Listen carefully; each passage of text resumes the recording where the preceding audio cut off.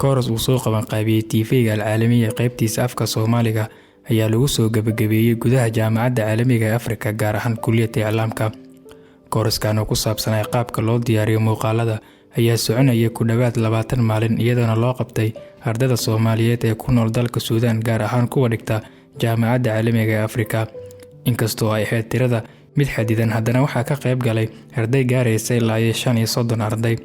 muddada uu socday kooraskani ayaa lagu baranayay barnaamijka Adobe Premiere Pro 2019 waxaana bixinayay Ustaad Maxamed Raashid oo ah khabiir dhanka montaajka kana howlgala TV-ga Alcaalamiya.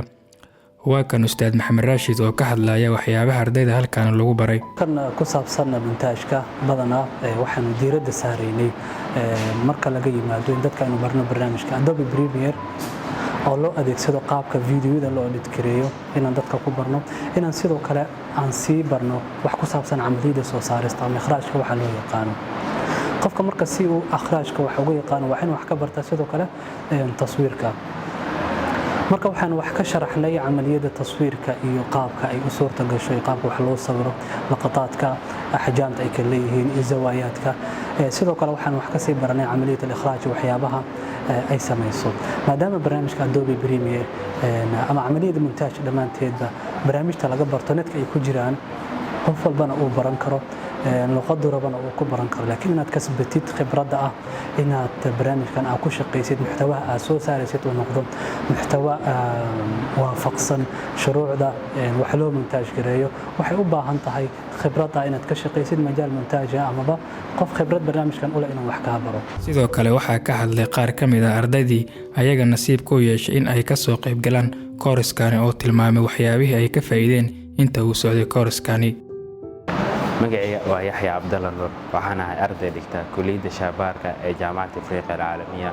aniga markan halkan ka soo qayb galay dowradan inaan ka qayb qaatay aan ku fikiraa waxaan ahay qof kaliya yaqaan basiga Adobe Premiere sida loo jarjaro liskuna aadiyo kadibna ikhraaj loogu sameeyo. laakiin markan halkan imaaday waxaan ka faa'iiday sida loo sameeyo ama loo jarjaro fiidiyoyada